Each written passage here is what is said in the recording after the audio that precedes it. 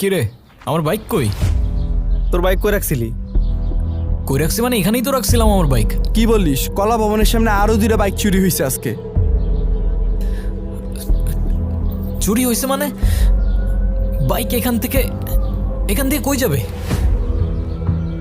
চুরি হবে কেমনে? আরে আরে এই তুই ওই দিকে দেখ, আমি দেখতাছি। এ ভাই, এখানে একটা বাইক ছিল ব্লু কালার এফজেড ভার্সন 2, দেখছেন? না তো ভাইয়া। এখান দিয়ে কারো নিয়ে যেতে দেখছেন না, না, বাইকটা? না। এদিক দিয়ে না কোথায় গেল?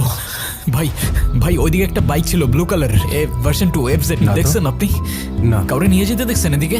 না না ওইদিকে কাউরে দেখেন নাই আপনি? না, সরি, অন্যদিকে দেখেন। সরি।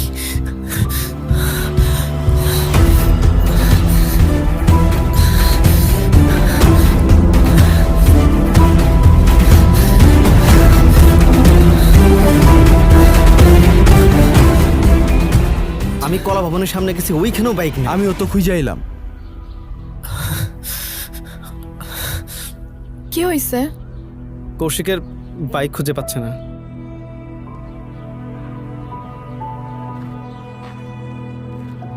কি হয়েছে? বাইক পেয়ে যাবা, চিন্তা করো না। বাইক নামি তো, ওই বাইকের উপর আমার ব্যাগটা রাখা ছিল।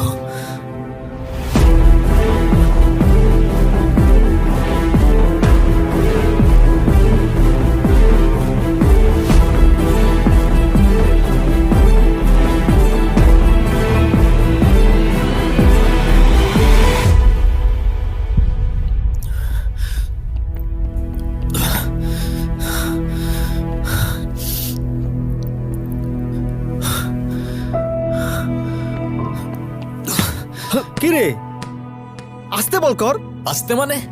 এই বল খেলতে না পারলে খেলা বাদ দিয়ে দে, তোর খেলার দরকার নাই। শোন, আমি তোর কষ্টটা বুঝতে পারছি, বাট এখন তুই থাম না প্লিজ। একটা সামান্য ব্যাটের জন্য এরকম করছো?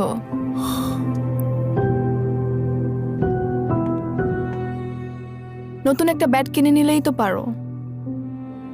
ওইটা 8-10টা ব্যাটের মতো কোনো ব্যাট ছিল না, ওটা ছিল আমার মায়ের দেওয়া শেষ গিফট। শেষ গিফট? আমি তখন ক্লাস 9-এ পড়তাম।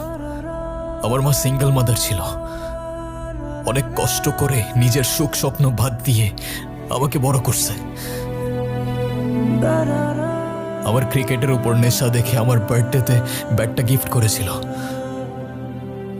সেদিন ব্যাটটা আমার হাতে দিয়ে আমার দিকে তাকিয়ে বলেছিল,